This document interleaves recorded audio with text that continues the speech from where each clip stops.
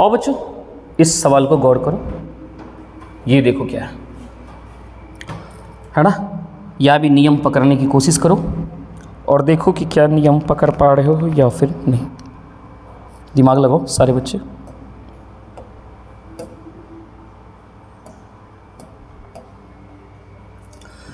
तो यहाँ हॉरिजेंटल दिमाग लगाओ तो इस तरह से क्षैतिज रूप में कैसे हो रहा है। तो ऐसा लग रहा है, देखो इस दोनों को जोड़ दो तो 1 और 2 मिलके कितना हो गया 3। पेन क्यों नहीं सेलेक्ट हो रहा है भाई?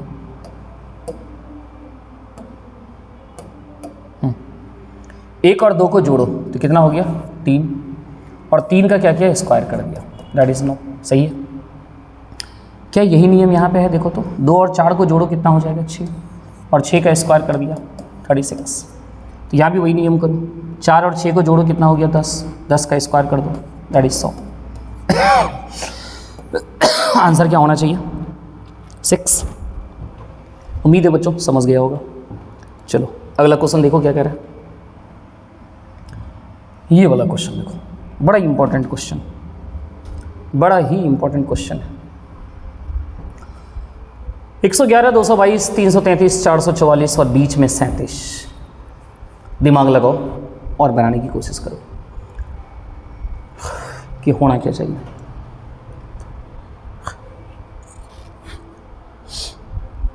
क्या बनाया?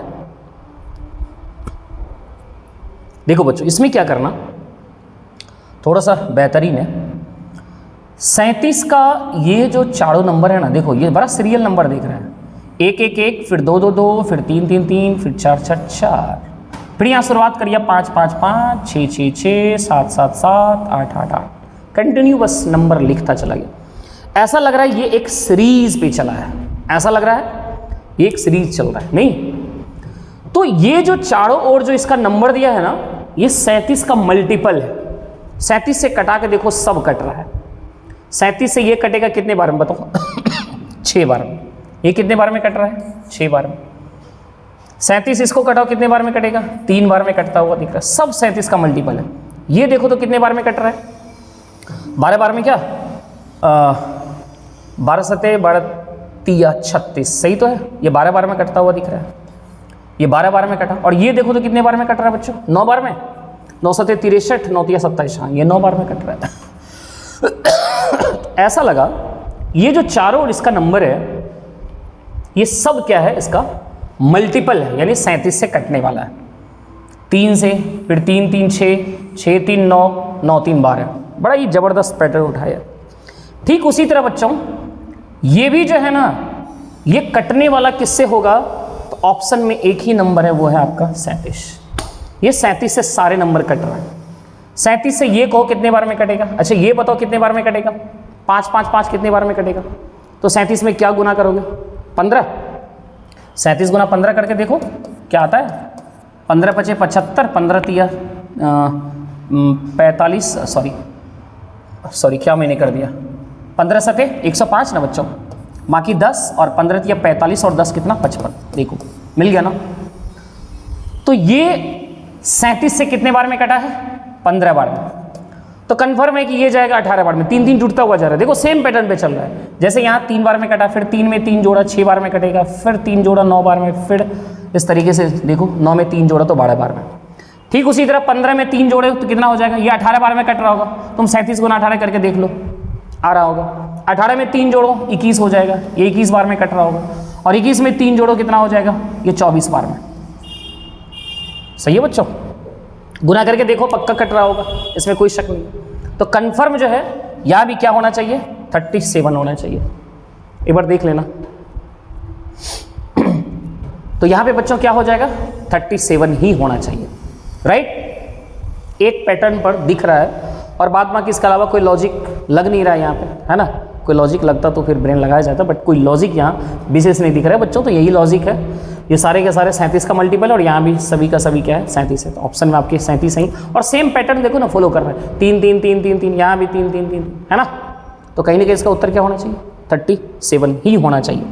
तो बच्चों किसी भी तरीके से कोई भी नियम में आपको बांध के दे सकता है वो आपको पकड़ना होता है। कोई भी किसी भी प्रकार का रूल सेट करके, कोई भी नियम सेट करके आपको दे सकता है, बस आपको ढूंढना है कि बताओ इनमें से कौन सा नियम फॉलो हो रहा है, कौन सा पैटर्न फॉलो हो रहा है। ये प्रश्न क्या कर रहा है, पहले तो ब्रेन लगाओ तुम लोग और देखो क्या ब्रेन लग पा रहा है या नहीं लग पा रहा है ना। ब्रेन लगाना है, सोचना है। जब तक सोचोगे नहीं तो हर किसी में तो नए नए पैटर्न पर सेट कर देगा ना। तो खुद से जब तक सोचने का तरीका नहीं ढूंढेंगे कि हमें क्या क्या सोचना है, तो फिर आपका अच्छा हो ही नहीं सकता है। तो always think properly and deeply. चलो देखते हैं कैसे। यहां पे दिमाग लगाओ कि ये 202 कैसे आया। ब्रेन ये लगाओ कैसे आ सकता है, क्या जोड़ना पड़ेगा, क्या घटाना पड़ेगा, क्या कुछ दो नंबर को मल्टीप्लाई करना है, सभी को मल्टीप्लाई करना है, किसी भी तरीके से आपको 202 लाना है। तो देखो बच्चों इसमें क्या रूल है मैं बता देता हूँ। ये कैसे 202 आया, 5 और 3 दोनों का क्यूब करके जोड़ दो। तो 5 का क्यूब कितना होता है 125 और 3 का क्यूब कितना होता है 27। दोनों को जोड़ो, 7 5 12 का 2 बाकी 1, 2 2 4 1 5 152। राइट बच्चों, यानी ये जो है हॉरिजॉन्टल में इस दोनों का क्यूब करके जोड़ देना है। और अब ये जो 2 नंबर बचा इस दोनों का स्क्वायर करके जोड़ना है। तो 1 का स्क्वायर कितना होगा 1 और 7 का स्क्वायर कितना होगा 49, 49 और 1 50। और लास्ट में इस दोनों को जोड़ो, जोड़ने पर देखो 202 आ रहा है, बिल्कुल आ रहा है। वही नियम आप यहाँ पे लगाइए। आपको क्या करना है, इस दोनों का क्यूब करके जोड़ना है। तो 4 का क्यूब कितना हो जाएगा बच्चों 64 और 3 का क्यूब कितना होगा 27, 7 4 11 6 2 8 91। राइट, और जो बचा अब इस दोनों का क्या करना है स्क्वायर करके जोड़ना है। तो 2 का स्क्वायर कितना 4, जो नियम आपने यहाँ लगाया वही नियम वहाँ अप्लाई करो। 2 का स्क्वायर 4, 9 का स्क्वायर कितना 81, 81 और 4 मिलकर कितना 85। जो आए इस दोनों को जोड़ दीजिए। तो 5 1 6 9 8 17, क्या 176 है। यस, आंसर कौन सा ए नंबर। तो बच्चों ब्रेन तो लगाना पड़ेगा, है ना, सोचना पड़ेगा। और जब आप अभ्यास करते रहोगे ना तो अभ्यास करने से निश्चित रूप से बच्चों कमांड आता है, सोचने का तरीका डेवलप होता है। एक दिन में तो कुछ भी हासिल नहीं होता, ये तो पता ही आप लोगों को। उसके लिए लगातार प्रयास करो, लगातार मेहनत करो, खुद से ब्रेन लगाओ, सब्जेक्ट पर समय दो, तो निश्चित ही अच्छा होगा, ये तय है। हर किसी बच्चे का इसी तरीके से तो अच्छा होता है कोई भी पेपर, तो आप भी समय दीजिएगा तभी तो अच्छा होगा। चलिए अगला क्वेश्चन देखो क्या है। ये तो बड़ा ही सिंपल है बच्चों। कुत्ता पुल्लिंग, कुतिया स्त्रीलिंग, साढ़ पुल्लिंग तो साढ़ का स्त्रीलिंग that is guy. Very simple. अगला हो। ये सवाल आपको लग रहा है ना बच्चों, ये मिरर इमेज, फिर से मिरर इमेज का सवाल दिख रहा है। ये मिरर है और मिरर में कैसा दिखाई पड़ेगा। तो कई बार मैं आप लोगों को बता चुका हूँ, फिर मैं बताता हूँ कि मिरर में जब भी इमेज बनता है तो ऐसे वर्टिकली क्या होता है वो उलट जाता है, लंबवत उलट जाता है, उलटता है। राइट, तो उल्टा दीजिए। इस फिगर को जब आप उल्टाओगे ना तो बच्चों एज इट इज फिगर बनेगा, एज इट इज। तुम स्क्वायर को उल्टाओगे तो स्क्वायर ही बनेगा, सभी में स्क्वायर है, कोई फर्क नहीं पड़ता। आप ये वाला जो आकृति है, ये वाला समलंब चतुर्भुज जो दिख रहा है, इसको जब पलटाओगे तो बच्चों सेम एज इट इज दिखेगा, सेम। ये सेम नहीं है ना, नहीं हो सकता। ये सेम है, ये सेम है, ये सेम है, ये तो ऐसे नहीं हो सकता है। बीच वाला जो आकृति है उसको भी पलटा के देखो, इसको भी जब पलटाओगे ना तो ये एज इट इज रहने वाला है, सेम। यहाँ देखो पलट गया, यहाँ घूम गया, कन्फर्म आंसर क्या हो जाएगा बी हो जाएगा, है ना। तो बच्चों अभ्यास लगातार करते रहोगे तो निश्चित ही आपका भी बेहतर होगा, इसमें कोई शक नहीं है। अगला ये क्वेश्चन देखो कह रहा है, एक प्रश्न आकृति दी गई है, प्रश्न आकृति में दिए गए टुकड़ों से कौन सी आकृति बनाई जा सकती है, इसे उत्तर आकृतियों में से चुनिए।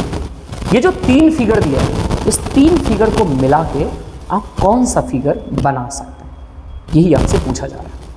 तो बताओ, इससे जो फिगर बनेगा, इसका मतलब जो फिगर का निर्माण होगा उस फिगर में ये तीनों आकृति दिखना चाहिए। तो ढूंढो ये तीनों आकृति किसमें नजर आ रहा है। सबसे पहले लग रहा है बच्चों 2 2 आयत, क्या इसमें है?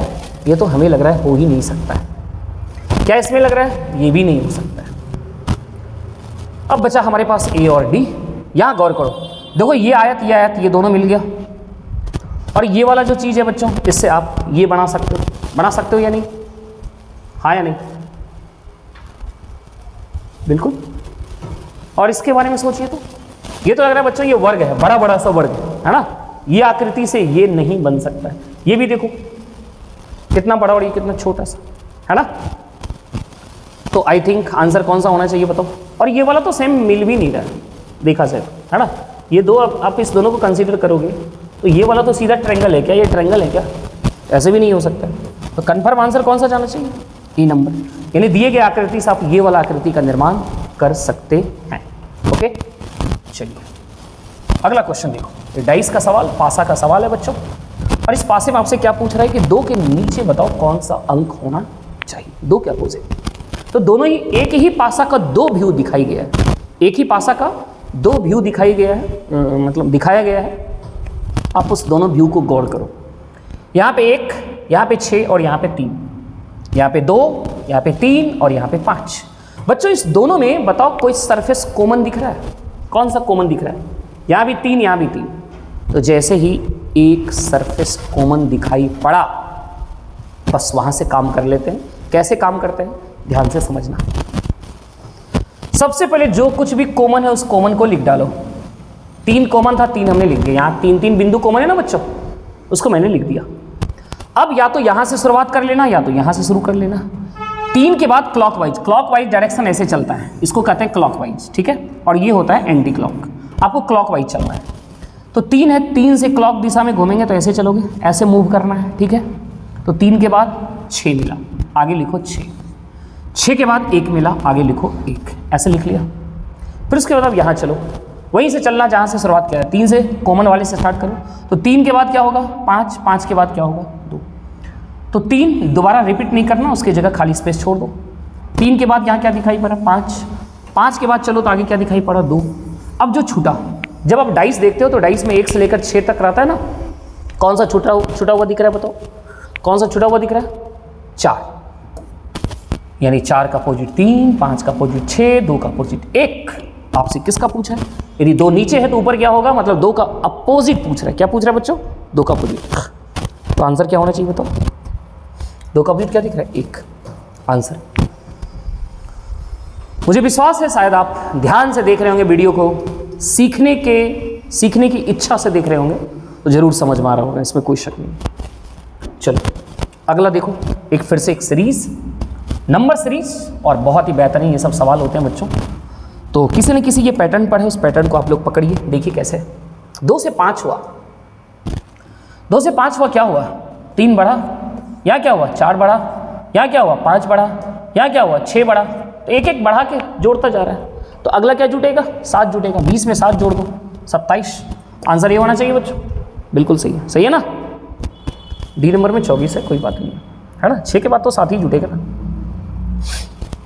आगे आ जाओ, यहाँ देखो, यहाँ एक नंबर भी है और नंबर के साथ एक लेटर भी चल रहा है। तो सबसे पहले नंबर को पकड़ लो, पहले नंबर को ही पकड़ो या फिर लेटर को पकड़ो, जो तुम्हारे लिए कंफर्टेबल हो उसी को लेके चलो।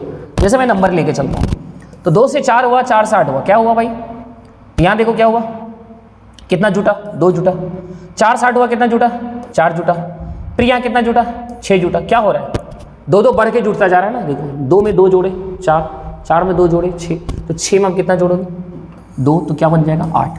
तो शुरुआत कहाँ से होना चाहिए, मतलब जैसे 2 जुटा, फिर 4 जुटा, फिर 6 जुटेगा, तो अब कितना जुटेगा 8 ना। तो 14 में 8 जोड़ो, कितना हो जाएगा 22।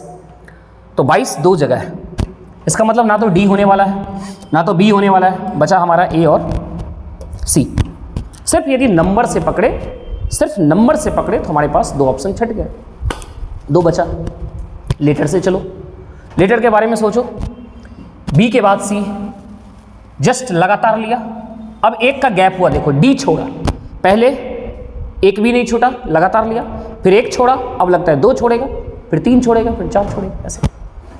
तो डी छोड़ा, ई आ गया, 1 छोड़ा, अब देखो तो कहीं 2 छोड़ा है क्या। ई के बाद क्या होता है एफ, एफ के बाद जी, एफ और जी दोनों छोड़ेगा, तो जी के बाद एच, एच से स्टार्ट होगा, 2 छोड़ा, अब 3 छोड़ेगा, तो एच के बाद पढ़ो आई जे के, 3 छोड़ा, के के बाद क्या होगा एल, तो एल से स्टार्ट होगा। तो आंसर कौन सा होना चाहिए तुम्हारा, सी नंबर, यानी ये गलत हो गया। फिर ये वाला प्रश्न देखो बच्चों क्या कर रहा है। P Q R S T एक वृत्ताकार मेज के चारों ओर केंद्र की ओर मुंह करके बैठे हैं, आर पी के दाईं ओर तथा एस के बाएं दूसरे स्थान पर है, टी पी और एस के बीच में नहीं है, आर के बाएं दूसरे कौन है। सिटिंग अरेंजमेंट का सवाल है, बहुत आसान सवाल है। तो देखो सबसे पहले एक सर्कल बना लो इस तरीके से, जिस पे आपको बैठाना है। 1 2 आदमी गिनो कितना है, 1 2 3 4 5, 5 पॉइंट डालो, 1 2 3 4 और कहीं भी ले लो, जैसे मैंने यहाँ ले लिया 5, ओके, कहीं भी ले सकते हो। अब चलो इन्फॉर्मेशन पढ़ो। कहता आर पी के दाईं ओर, आर कहीं भी बैठाओ, जहां मर्जी वहां बैठा दो, आर मैंने यहां बैठा दिया। आर कहा पी के दाईं ओर, तो पी उसके बाएं हो जाएगा, पी के दाईं ओर, और ये रहा सेंटर। सभी बैठ के किसको देख रहा है, सेंटर को देख रहा है, केंद्र को देख रहा है, तो इस आदमी का दाहिना इधर ही होगा ना बाबू, बिल्कुल। तो देखो क्या सही है, आर पी के किधर है, आर पी के किधर है, दाईं ओर है, सही है, आर पी के दाईं ओर। आगे बढ़ो। तथा एस के बाएं दूसरे स्थान पर, यानी आर का तुलना एक बार पी से और एक बार किससे हो रहा है, एस से, तो एस से तुलना हुआ तो कहता है एस के बाएं और दूसरे स्थान। यदि यहां एस बैठा हो गया तो ये जस्ट बाएं में जस्ट बगल में होगी, लेकिन दूसरे स्थान पर एस यहां जाएगा, एस यहां बैठेगा तो बाएं और दूसरा, ये पहला ये रहा दूसरा, बिल्कुल सही बैठा दी। अब आगे पढ़ो। टी पी और एस के बीच में नहीं, टी पी और एस के बीच में नहीं, पी और एस के बीच में टी नहीं, यही ना बोला, टी पी और एस के बीच में नहीं, पी और एस के बीच में नहीं आना चाहिए। तो टी यहां नहीं बैठेगा तो एक ही स्थान तब सेलेक्ट हो रहा है, टी कहां जाए, यहां जाए। अब जो छूटा उसको डाल दो, P Q R S T, कौन सा छूट रहा है, क्यू, कौन सा छूट रहा है, क्यू, तो कन्फर्म क्यू यहां जाना चाहिए, नहीं बच्चों। सर हम लोग सेट कर चुके हैं, अब आ जाओ क्वेश्चन पे। कहता आर के बाएं से दूसरा कौन है, आर के बाएं से दूसरा, आर के बाएं, बाएं इधर से दूसरा, दैट इज क्यू। आंसर कौन सा होना चाहिए, ए। आर के बाएं दूसरा कौन सा, बिल्कुल सही है। चलिए अगला क्वेश्चन ये लो and try your best to solve it. Rakesh Nitin से लंबा है किंतु भगत जितना लंबा नहीं है। लोकेश राकेश से छोटा है किंतु गौरव से लंबा है, इनमें सबसे छोटा कौन है, वाह। चलो राकेश नितिन से लंबा है, राकेश नितिन से लंबा है, नितिन से लंबा है, ऊपर चला गया राकेश, लंबा हो गया, किंतु भगत जितना लंबा नहीं है। राकेश देखो, राकेश नितिन से लंबा है किंतु भगत जितना लंबा नहीं, इसका मतलब भगत इससे भी ऊपर हो गया, भगत इससे भी ऊपर चला गया। अब आगे कहता है लोकेश राकेश से छोटा है, लोकेश राकेश से छोटा। अब राकेश से छोटा मतलब यहां भी रहेगा, इस बीच में भी घुसेगा लोकेश तो भी राकेश से छोटा होगा, यहां भी आ जाएगा तब भी छोटा ही कहलाएगा ना। बट अभी लोकेश कहां जा रहा है ये कंफर्म नहीं हो पा रहा है। लोकेश राकेश से छोटा है किंतु गौरव से लंबा है, किंतु देखो लोकेश के बारे में कहा, लोकेश जो है वो राकेश से छोटा है, राकेश से तो छोटा है, लेकिन वो गौरव से क्या है, लंबा है, तो गौरव उससे नीचा, गौरव से लंबा है। तो बच्चों आपसे क्या पूछ रहे हैं, इनमें सबसे छोटा कौन है, तो तुम ही बताओ सबसे छोटा। अब आपके पास एन और जी में तो कोई रिश्ता ही नहीं आ रहा है ना, एन और जी में तो कोई रिश्ता ही नहीं आ रहा है। इस इंफॉर्मेशन में जी सबसे छोटा हो रहा है, इस इंफॉर्मेशन में एन सबसे छोटा हो रहा है, और जब तक हमें एन और जी के बारे में कुछ ना बोला जाए तो हम सेट कर ही नहीं पाएंगे कौन सबसे नीचे जाएगा, कौन सबसे नीचे जाएगा, ये तो सेट करना मुश्किल है बच्चों। क्या एन जी से बड़ा है कि जी एन से बड़ा है, ये तो पता ही नहीं है। जब पता ही नहीं है तो हमें कंफ्यूजन किस दोनों में होने लगा, एन और जी में, और तो कंफ्यूजन है ही नहीं किसी में। छोटा की बात क्या, तो ये दोनों बड़ा ही हो रहा है, यहाँ भी बड़ा हो रहा है, तो छठी गया।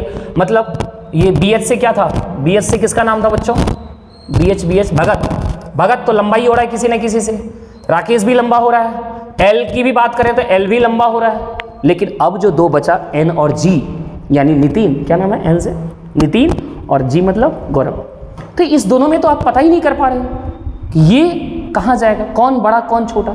अभी तो हम लोग एडजस्ट कर ही नहीं पा रहे हैं ना, इसका मतलब इसका आंसर क्या जाना चाहिए, कंफर्म नहीं हो सकते हैं कि इस दोनों में कौन छोटा है। कोई इन्फॉर्मेशन और देता इस दोनों से रिलेट करता सेंटेंस को तो जरूर बता पाते। तो यहाँ हम लोग कंफर्म नहीं है कि एन बड़ा होगा कि जी बड़ा होगा, इसलिए इसका उत्तर क्या जाना चाहिए, निर्धारित नहीं किया जा सकता। बढ़िया क्वेश्चन है बच्चों, चलो।